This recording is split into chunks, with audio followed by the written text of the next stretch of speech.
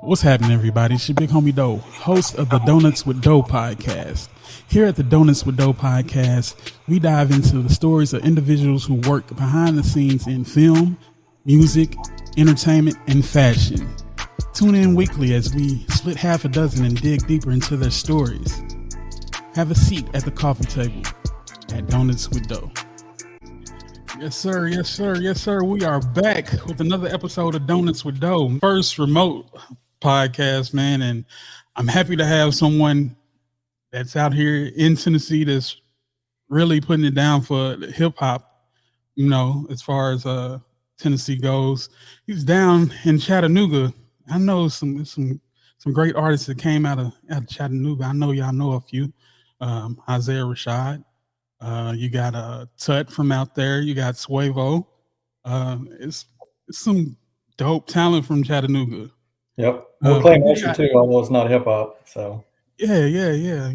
But on today's podcast, we got my guy, Sam Lowdermilk. Welcome to the podcast, bro. Thank you. Glad you had me on. Yeah, man. It's kind of been a long time coming type thing. I mean, what other better duo than coffee that goes with donuts? We got milk. Just throw some milk. Yeah, you get it. So, and actually, that's how I kind of first met you, was through your blog, Donuts and Milk. Yep. So, yeah. Yeah. The milk drop had that going for. Yeah, the milk drop. I'm sorry. That's so good. And then actually, I sold it. I don't think the guy ever did anything with it, but money in my pocket. So. Hey, that's always good. Money in your pocket. Yep. Save your little dough. Yep. See what I did there? Yep. But anyway, man, let's get into it, man. Originally from Arkansas, small town in Arkansas. Yep. And what led you, to fall in love with hip hop, or just that scene in a small town in Arkansas? Because you know how it goes in a small town. You really don't get to get the new stuff. You get probably like a couple of months behind. Yeah. So yeah, a teenager in the '90s. To me, that's a golden era of hip hop, right? Pac, No Limit, you name it. Actually, one of my best friends, his cousin lived in Houston and used to bring up the cassette tapes, the DJ Screw tapes. Okay. So we would actually we'd have a little plug of some of the new stuff coming from Houston. And then back then, every Tuesday, the record store, you go get, I'd go buy 3 or 4 CDs at the time. Definitely. Tuesday was the drop day. And pretty much anything Pac, Biggie, No Limit, U.G.H, Outkast, located in Arkansas, I get a little bit of Louisiana, Texas, Atlanta, you name it. So I got a good bit of flavor there growing up in Arkansas. Yeah, man. So growing up in Arkansas, what was your vibe like? What was the scene like? What was your environment? Were you hunting, fishing? What were we doing? We outside? Yeah, I mean, of course, we had a farm. That we'd cruise the streets for a little while and then go out to somebody's farm or the gravel pits. Have a little fun, play some music, probably do a little drinking, a little smoking. Stuff we shouldn't have been doing as a teenager, but we did it anyway. I wasn't much of a hunter, but fishing, country life. The town of 4,000 people. Thankfully, it was a diverse small town, so it wasn't just people that looked like me. So okay. Just a small little town. Everybody knew everybody. Pretty close knit. Growing up with everybody. Did you play any instruments or anything like that during school, or? No, I didn't. I played most every sport, of course. Never got into band or any of that. Did a little bit of DJing when I first got into college, but that didn't last very long. I'm just a lover of the music. I'm not a producer. I don't make beats. I definitely don't rap.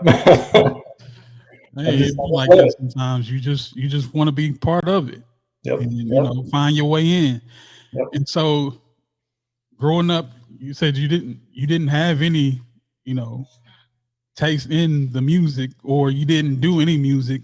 You were kind of just being a part of things, and you said you DJ during college. So, how did that scene go? Yeah, I actually went to a pretty small college over in West Tennessee.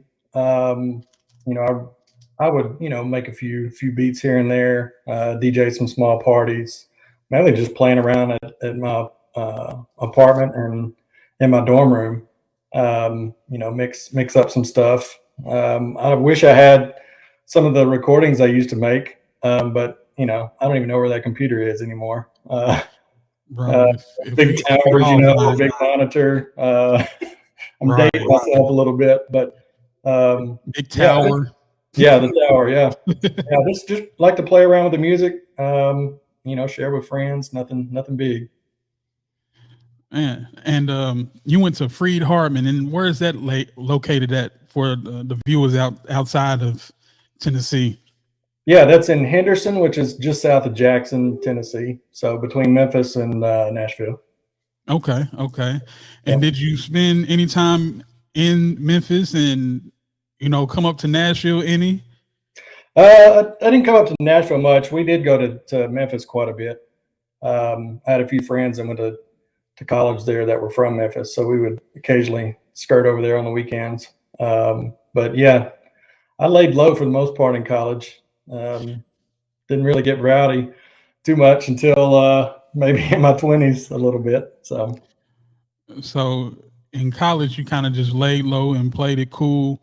And it says you went to school for social work, and I did, yeah.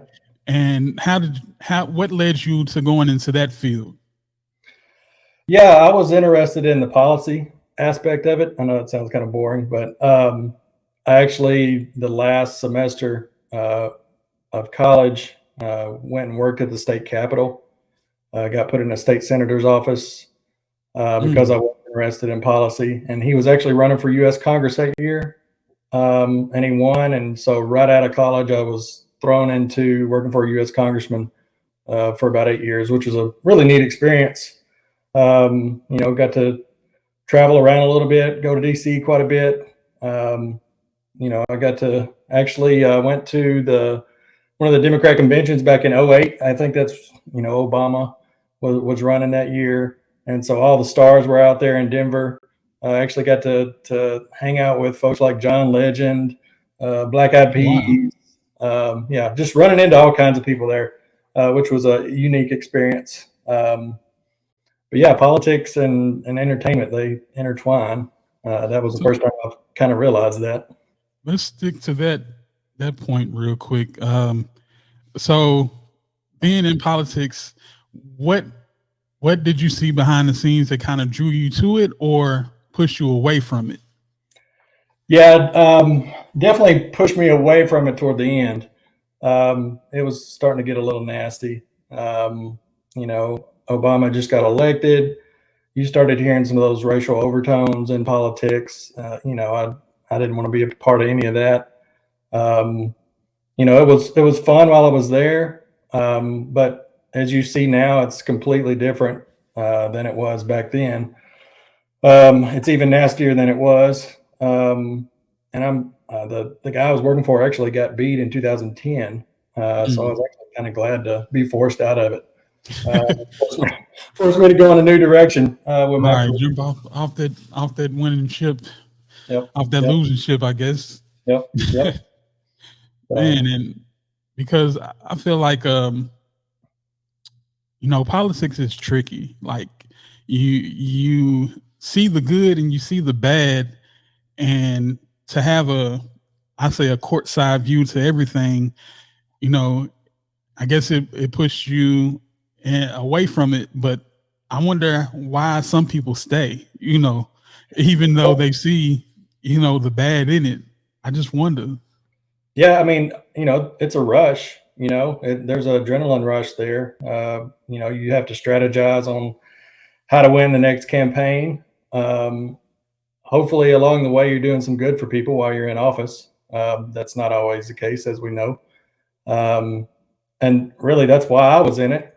I got to help facilitate some grants through the congressman's office. So that was always great to funnel money back home here in Tennessee from, the federal government. But when it came to the politics, I did love the strategy around it, trying to figure out how to win.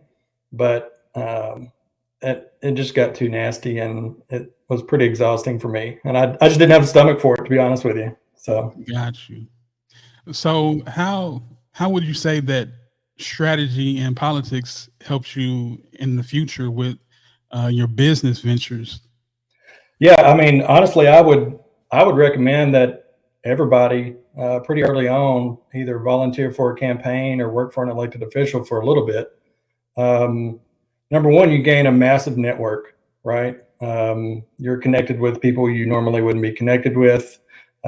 People, I've been out of politics for, over a decade now, but I'm still reaching out on occasion to people I met through that world.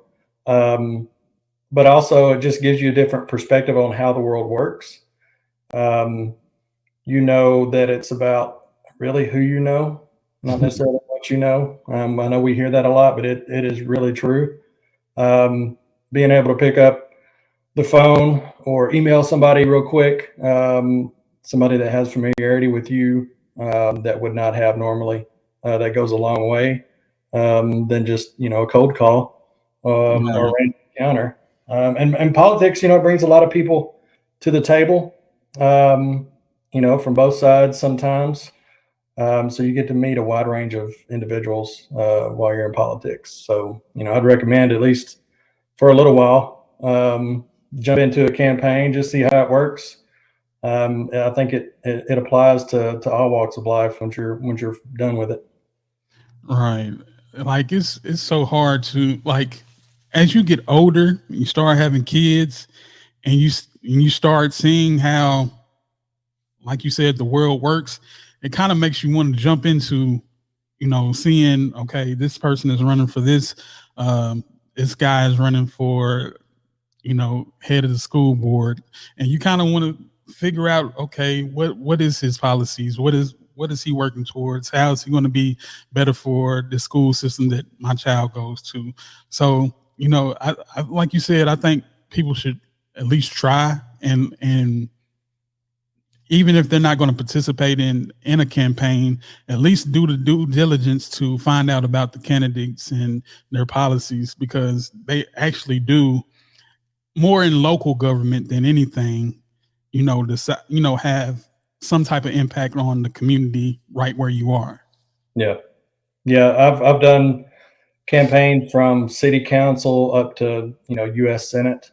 And there are a lot of similarities, but also the greatest impact in my mind is at the local level. You can really impact your community more so in my mind than probably at the federal level. So you went to Freed Hardeman, studied social work, dealt with the government for a little minute. Yep. So what led you to Chattanooga? How did you end up in Chat?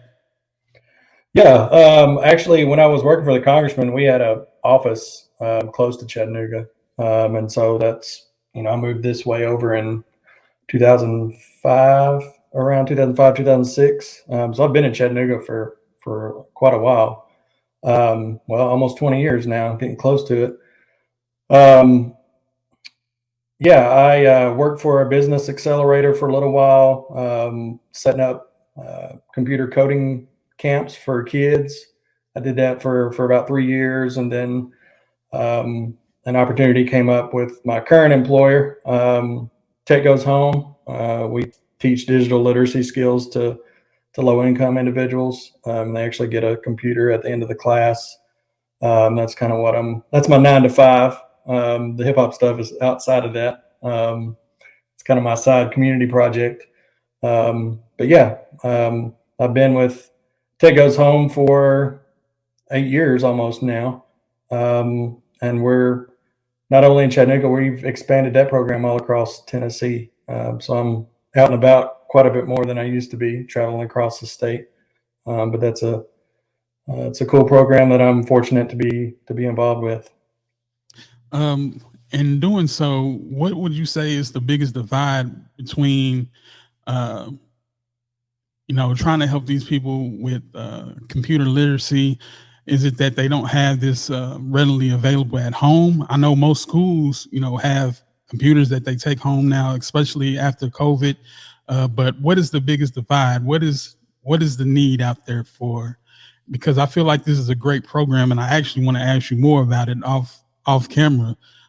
See if we can bring it up here to Murfreesboro, possibly. Okay. But what do you see as the greatest divide in the people that need these services? Yeah, I mean, number one, do they have good internet in their home, right? That's number one, because that having that access isn't always readily available. At least affordable internet, right? And if they do have access to good broadband, a lot of it comes down to fear, right? They haven't used a computer at work.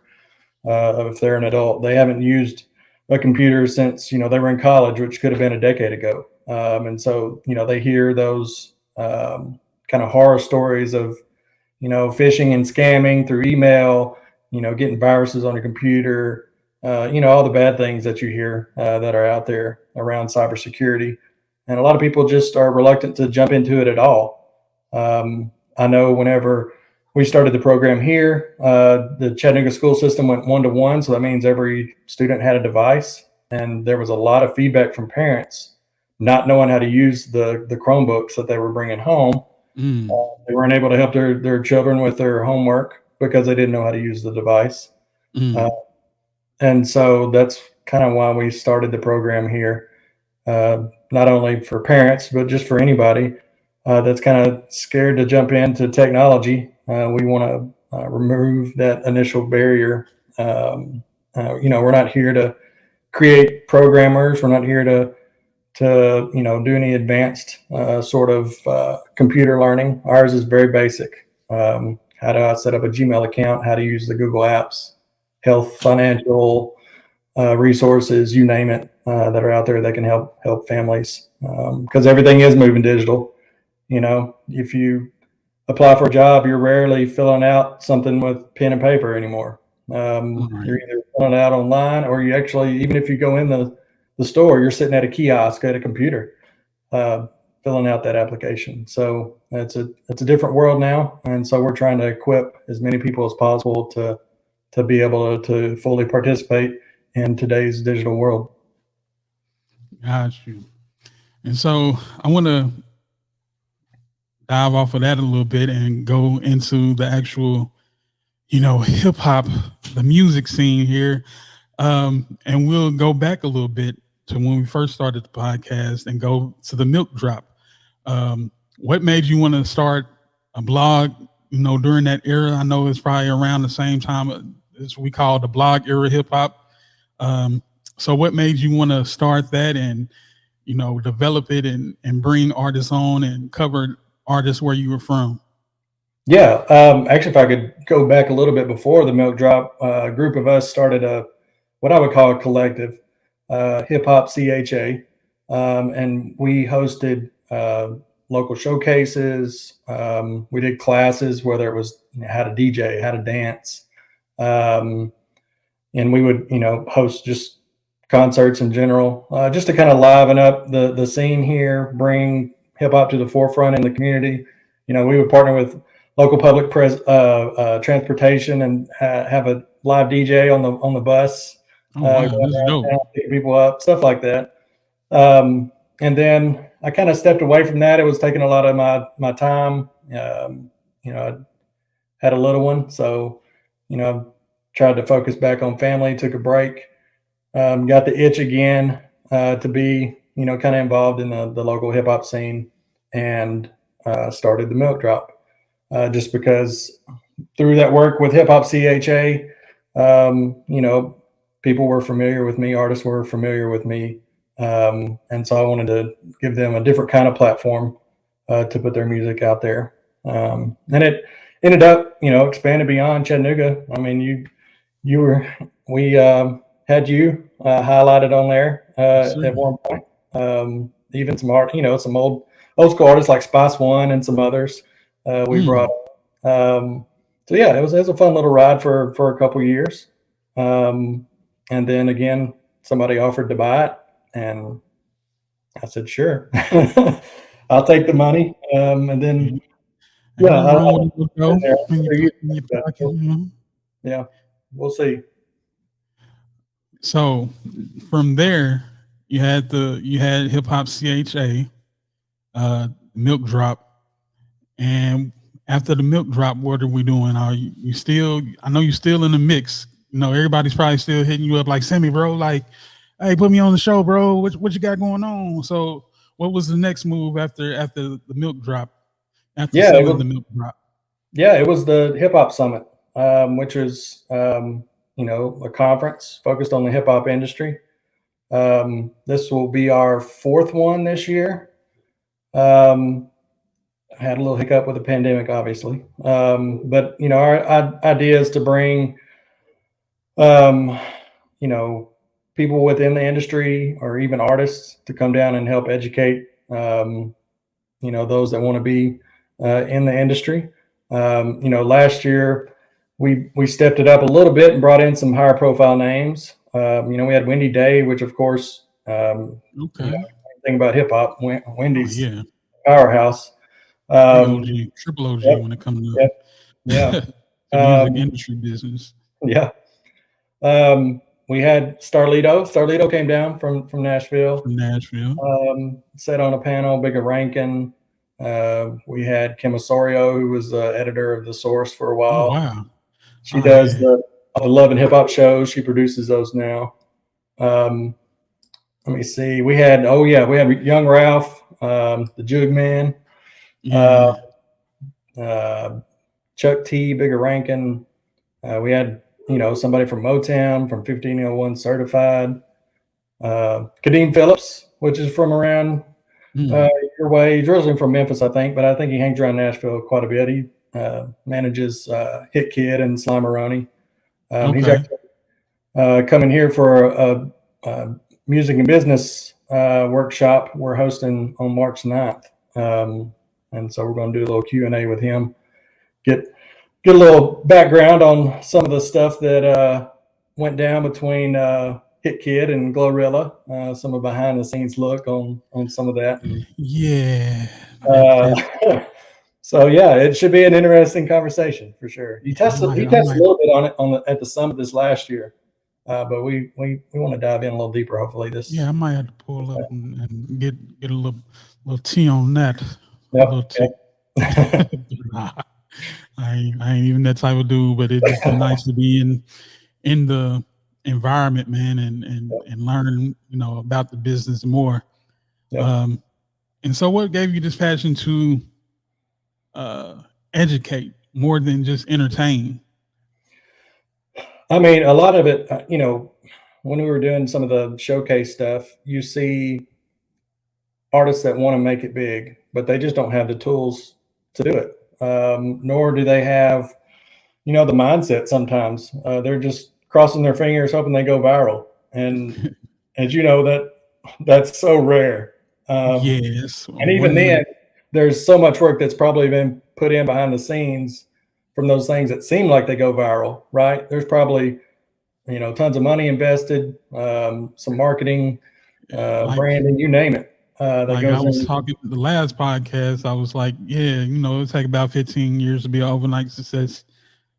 So, you definitely got to put in your 10,000 hours plus some. And I guess everybody comes to this thing seeing how easy it is for some people, but you don't know what aligned for them for that moment to even happen. That sometimes is a 1 in a million, chance that a song will go viral or a video will go viral or anything, like the song that I can't stand right now, Lil Uzi Vert, I Just Want to Rock. Probably blew up on TikTok, but I'm pretty sure before it even reached TikTok, he had to do some type of work, even though, he's not saying nothing on that record. It's my second time saying this. I'm probably going to get murdered in the comments. But anyway, I'm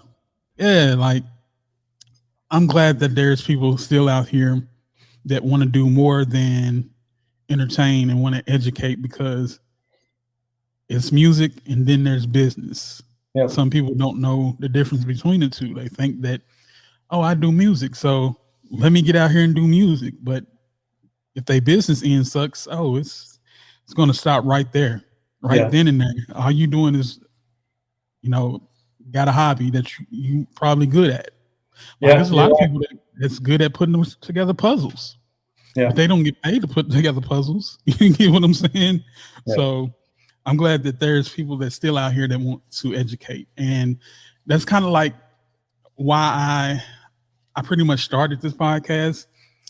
It first started off as me just having conversation with friends that I knew from the industry. But then, I noticed that my son would be listening in and he's like, well, Dad, how you know that person? And, they do this. And, he's a cameraman for the Memphis Grizzlies. So I'm like, okay, cool. This is what I need it to be. It needs to be more educational than anything, than just to hear me rattle off to my friends about what they do.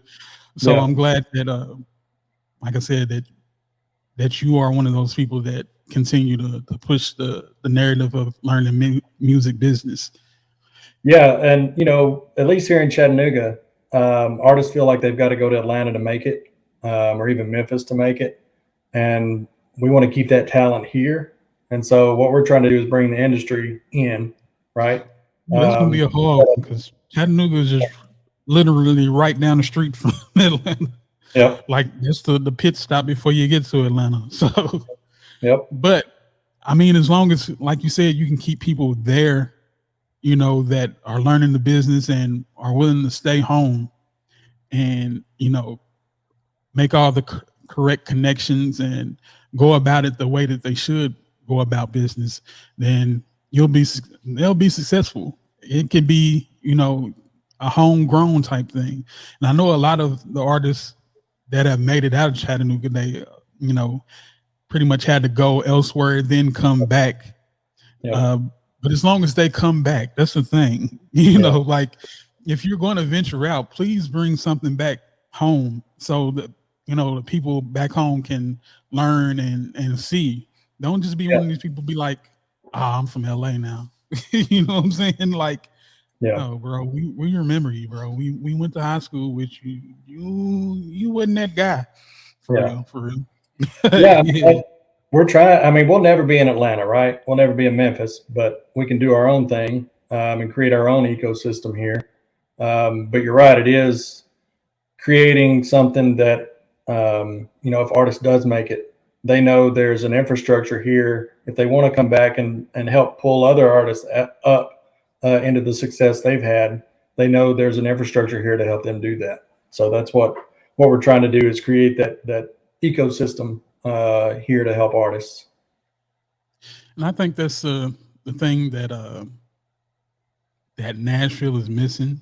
And I'm not going to say missing, because I feel like now we have taken strides into, learning the business, and you would think that the people here would know the business more, because we're in Music City, is all the big publishers downtown on Music Row. But we're just now finding our end. Like we're just now, seeing hip hop on Music Row. Shout out to Mike Steele, Underground Studios on Music Row. And people like Talia Ewing with Nashville is Not Just Country. So we're getting there. It feels like it's slow, but I've seen it accelerate here in the last couple of years, to where we are, we're learning more about the business and getting into different spotlights across the country. With being in Murfreesboro at MTSU, there's been plenty of producers and even artists that come out of that school, from Street Symphony. You got Tay Keith went to MTSU. Thank God for Cody went to MTSU. These people that I'm rattling off, they might not be household names just yet. Well, Tay Keith and Street Symphony, but thank God for Cody. A lot of people don't know that he produced on SZA's album, on the Control album. And so that was, that's a major look. But it's like, it's still people that don't even know that, that stay in this city or around. So it's like, I think doing more of this type stuff and bringing more awareness is where it's at. And I feel like that's what you're doing down in Chattanooga, bringing more awareness to the people in your city with the Hip Hop Conference and bringing people in. I even got one of my good homies from Huntsville, Alabama, Cody G. Cody G, yeah, I know Cody. Everybody's big OG, and he's spoken highly of the Hip Hop Conference, the Hip Hop Summit, and so the word is getting out. And right now, I just want you to expand on, what you're involved in the coming up summit, and what you're offering to the people that want to come and patronize. So 2 years ago, we asked the mayor to declare that entire week. The summit's toward the end of the week, but we asked the mayor to declare that week Chattanooga Hip Hop Week. And so he issued, the official fancy proclamation and all that. So we did that last year as well, and we'll do it again this year. We'll recruit some folks to put together some events throughout the Hip Hop Week. What does that process look? I'm sorry I stopped you, but what does that process look like? I mean, because the average city is not going to let nobody have a hip hop day, so I know it's something that you really had to push for, or you might have not, but still, we want to know what that process looks like. That's where politics comes in, right? Here we go. Yeah, right. I mean, so my 9 to 5, Ted Goes Home, we get money from the city to fund some of our work. So I'm already connected to those within City Hall through that work, but also through some politics as well. And honestly, I sent an email to my contact at City Hall and said, "Can we get this done?" And she came back to us a couple days later and said, "Yeah, the mayor signed off. Do you mind writing the proclamation?" And so I put it together, submitted it, and there we go. So he just ran this down so quick. People like it was, man. I just made a call. One of my political connects. Shout out to my political connects. Whatever Jay-Z said. That's what Congressman Lowdermilk did. He just made that call. Yeah. Alderman. Use your assets. You got to use your assets any way you can. So well, I mean, in the city was familiar with our other community work, with the hip hop CHA stuff. So we had built a decent reputation already, trusted entity. I feel like we are, and so that kind of helped facilitate that. But yeah, this year we'll do Hip Hop Week again. Our planning committee is just going to focus on Friday and Saturday, and let the community host stuff throughout the week. Friday night we're going to do a kind of like a fireside chat Q&A with an entrepreneur that's in the hip hop industry. We'll probably roll that out probably in May, who that's going to be. And then Saturday will be our typical workshops and panels, and they'll all be free. That's kind of what we want to keep the workshops and the panels free, free game, right? Literally free game from those in the industry. You say that, but some people will not even get in their car. They'll spend, I don't know how much on Jordans. I don't know how much on their extracurriculars, but they will not get in their car and go down to Chattanooga and learn more about something that they want to be involved in So you can make it free all you want to, but it's got to be on the person. I'm sorry, I just had to get on that soapbox because there's people that I know that there's several events that go on here in Nashville. It might not even cost over $20, but it's music sync. It's music composition. It's a songwriter's night. It's this and that and the third, and people won't show up because they feel like, oh, this is not for me. This is not my crowd. But you do realize how much business comes through Nashville. I remember one time we was driving through downtown Nashville, and my father-in-law, we was dropping somebody off. We seen Neo at the Vanderbilt Lowe's Hotel. So that's just, I'm pretty sure there's plenty of superstars that come through here, but it's like they're here for a reason. It's not just this is not the best vacation spot. Not to me anyway. They here to do business. Yeah. Yeah, absolutely.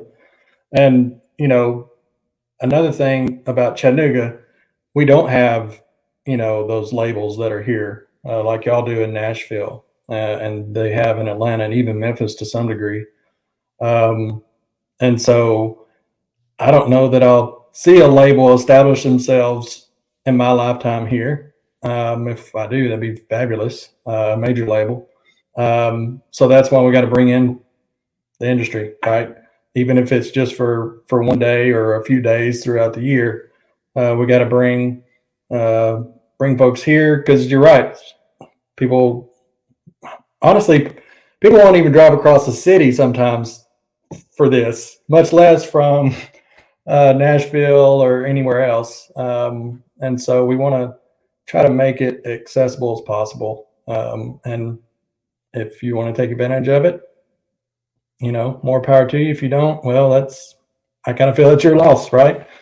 So, because we're raising money, we're investing in the community. We're paying all of these panelists to come in, so you don't have to pay for that access. And so we kind of remove that, and they're here for a day. Come out and spend some time with them, get some knowledge from them, exchange some contact info. Circle back in a month whenever you drop that single. It's not rocket science. I'm getting ready to do this PSA for all my Nashville artists right quick. Okay, I'm gonna look at the camera. Talking to you, Nashville artists. You will drive through Chattanooga to get to Atlanta to try to go meet up with whoever was in your inbox or whoever's promising you whatever. But you could make that hour and a half drive, stop in Chattanooga, get you some free 99 game, and possibly walk away with more knowledge than you probably would have got if you would have went all the way to Atlanta chasing a dream. So, Nashville, if you tuned in to me, if you're locked in right now, I'm talking to you. When you hear about the Hip Hop Summit in Chattanooga, the Chattanooga Hip Hop Summit, take your tail down there, get in the car, take your tail down there, get you some free game, come back, tell everybody else that didn't go that they need to go next time because you was able to do this, that, and the third, and it was free. Yep. Anyway, that's October my PSA. 13th and 14th. October 13th, 13th and 14th. And 14th. Yep.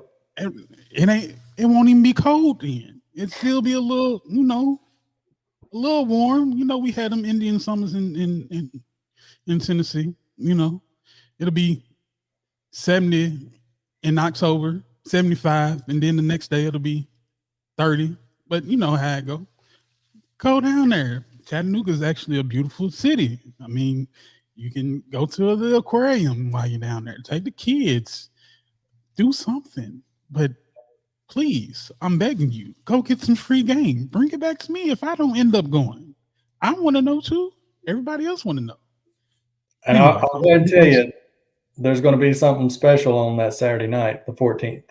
Can't say what yet because it's still getting put together, but it's I think people come down for it. Yeah, don't. I might be there just asking people about half a dozen. You never know. I might have a whole donut stand there, and you missed out because you wasn't trying to go to Chattanooga. Anyway, go ahead, Sammy. I could go on and on with my rents, bro. No, it's all good. No, we had over the past couple of years, some Nashville folks come in. We actually Mike Floss performed a couple of years ago after the summit. Brown, of course, Brian Brown. He's part of the house crew down here, but he's a Nashville guy. He's performed down here a few times, and so yeah, we love our Nashville people, and want to just strengthen that connection. So what is your biggest takeaway from the past summits, and what do you want to see develop in the years coming up for the summit? Yeah, just I want not only people in the city to take advantage of it, but create a little bit of a name for Chattanooga beyond just the Southeast, right? In 5 years, I'd love for this to be one of the biggest things to take advantage of in the industry. Will we get there? Who knows? But we're going to fight to get there. And just every year try to make it bigger and better resources, better speakers, better music. Yeah, just bigger and better. That's the only way I know to go is up. So just keep fighting for it. We'll see where it takes us. So what are some of the topics that you cover with the panels that you have at the Hip Hop Summit and things of that nature? Yeah, of course, marketing, branding, social media marketing, sync placement, publishing. I think we're bringing back the women's panel this year. How to make it as a female in the rap game. I think that is a little easier lately, it seems, which is great to see it. But still getting that perspective, I think is great. But yeah, we touch on a little bit of everything. Do you sign to a label? Do you remain independent? Getting those perspectives. And some of the panels can be interesting because you'll have somebody with the opinion, signing to a label isn't that bad. And then you've got the person that's saying, don't do it. They're on the same panel, so they can get quite interesting sometimes. But yeah, we try to touch on a little bit of everything. What is your biggest highlight from past summits and events from the summit? What have been some of the biggest moments for you? Wendy Day has to be one of the biggest. That just for us to be able to get her up here, and just kind of talking with her offline, was a little surreal, because she's impacted, Master P, David Bell. She's had a hand in almost over $1 billion worth of record deals. Yeah. And then, even Kim Osorio, who produces some of the best TV out there right now. I don't know if you saw the I can't remember the name of it, but it had Black Thought. They just dropped it around the anniversary of hip hop. Anyway, she produced that too, which was kind of cool to see. And it's really nice to see those that have been here in the past want to come back. Right. So the panelists that have come in over the past couple of years, they always want to come back to Chattanooga. So I think there's something to be said there, right? If people in the industry are seeing value in what we're doing here and want to be involved with it year after year, I hope that continues to be the case. I don't know. There's a lot of folks behind the scenes. A couple of years ago, we had Justin Casey. He's originally from Chattanooga. A lot of people don't even know who Justin Casey is. But he produced at one time all of Snoop Dogg's concerts. The lighting, the sound, you name it. and just having somebody like that has that experience, talk to artists and people that just want to be in the industry, period, is kind of cool. It's all the big names are great, but also the names that you may not know, and the impact they've had. Like Sammy Lowdermilk. Not yet. Bro, it's coming. Like that's why you here. That's why you own Donuts with Dough, is because the foresight is there. Like I said, anyone that wants to step up and develop something, bigger than them, and to help other people, not just to satisfy your own ego, right, but to satisfy your love for hip hop. That's very commendable, man. And I just want to say hats off to you for even sticking with it. I mean, it's a lot of people that start stuff and that first failure is like, oh no, I can't do this. So for you to be, what is this, your 4th year going? Right. That's something to be said about that. Well, I appreciate that. And if we hadn't had a prior relationship, I don't know that I would have hopped on here. I probably would have got another person with the planning committee, because I like to stay kind of behind the scenes for the most part. Since we had a connection, I thought I'd jump on here with you. I like staying behind the scenes, but once in a while I'll jump out there. Man, before we get off of this, man, I have a segment on here that I call Half a Dozen.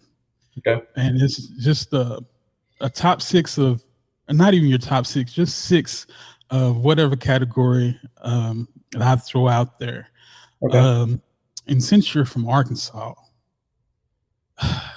even though I don't want to mention no Razorbacks, no Suey, Piggy, whatever, got a good friend named Fred Hill that's all he talks about is Arkansas Razorbacks. I'm like, get out of here with that. We don't have anything else to talk about there. I don't want to hear nothing about no Scotty Thurman, Scoreless Williams, none of that. I don't want to hear none of that. But anyway, since we gonna stick with that Arkansas Razorback, give me your top or your half a dozen of Arkansas Razorback sports figures. Ooh, that's a good one. Corliss Williamson's up there, and Scotty Thurman both. I know, right? But that 94 team was magical. Darren McFadden, definitely one of my favorites. Hey, dude was a beast when. Yeah, he was. I thought he was really going to do something when he got to the league. Yeah. I mean, he went to the Raiders. Yep. Sorry. Yep. Oh well. Lee Mayberry, going way back. Oh wow. Yeah, he was one of my favorites. That shows my age a little bit. That was Lee Mayberry and Todd Day. Else? Todd Day. Yep. That was quite a duo. We probably around the same age, so I remember all that. Yep. I mean that's probably my 6th there. Scoreless Williams, or Peyton Hill, Scotty Thurman. Yep. You said Lee Mayberry. Yep, Lee Mayberry, Darren McFadden. Yeah. That's pretty. I mean, you could have put Traylon Burks in there, Yeah. Oh yeah, for sure. I'm just saying. We'll see how it works out. I think he's gonna be a pretty good pro, bro. Like he just had to have somebody to throw in the ball. Anyway, I'm not gonna touch on that right now, because I'm thoroughly I'm thoroughly mad at my Titans. But we got a good GM here now. We had to go ahead and let Taylor Lewan go, get you on up out of here. Yep. Robert Woods got you on up out of here. Yep. I mean, he gonna tweet. He tweeted like he was like free. I'm like, bro, you didn't even show up. So what are you talking about free? Nobody held you here, bro. You got held by the cornerbacks. Yeah. Anyway, that's neither here or there. We'll see come September, in October, all that when football starts back up. Yep. Maybe we'll do something in this draft. Anyway, man, before you get out of here, Please tell us where we can find out more information about the Chattanooga Hip Hop Summit. If there's people that you want to shout out, Tech Go Home, here's your opportunity. Yeah, CHA Hip Hop Summit. You can either go to the website.com or find us on most any social media platform. It's all under CHA Hip Hop Summit. That's where you can find info. We do have a series of events leading up to the summit. The first one's starting in March, and we'll have probably a couple more music and business workshops. So take advantage of those when they come around. And don't miss the summit this year, October 13th and 14th. We've got something pretty special planned for that Saturday night after all the panels and workshops are finished. And I think if Friday works out and we get who we think we're going to get, I think you can't miss it. So we'll see, but stay tuned. We'll roll out probably a lot of that lineup around May. So you'll hear more about that then. But catch up to some of the workshops in the meantime. Got you. And what's your shout out to IG? You got to get all that good information out. I know you said you gave a website, but most people do all they think, on IG. Yeah, for the Hip Hop Summit, it is CHA Hip Hop Summit on every platform. I try to keep it consistent. And if you have any interest in me personally, it's the milk, THA_milk. On Instagram and Twitter. I don't do the Facebook thing anymore, but you can find me on Instagram and Twitter as well. I'm old, so I'm still on Facebook. My kid says I'm old if I have a Facebook, so I guess I'm old. I'm washed, as they would say. Yeah, I'm old too, but I just got tired of all the back and forth. I forgot you in politics, so can't do it. I unfriended a couple people during that time too. They would come to me at work, why you unfollow me? Hey, bro, look, man, I don't want to see all this on my timeline. I come here to, share news, see how everybody else in the world is doing, not to go back and forth with you about, Trump this and Biden that, because neither one of them is putting money in my pocket right now. To be honest. I understand it. Yep. Well, I appreciate you having me on for sure. And let's continue to stay in touch for sure. We will definitely, man. And that's been another episode of Donuts with Dough. You can find us on Facebook at Donuts with Dough, on Instagram at Donuts with Dough, on Twitter at Donuts with Dough, and on YouTube, they got a handle now at Donuts with Dough.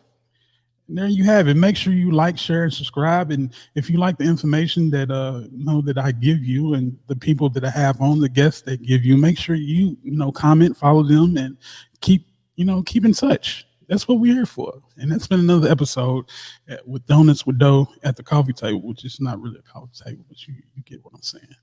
Peace out.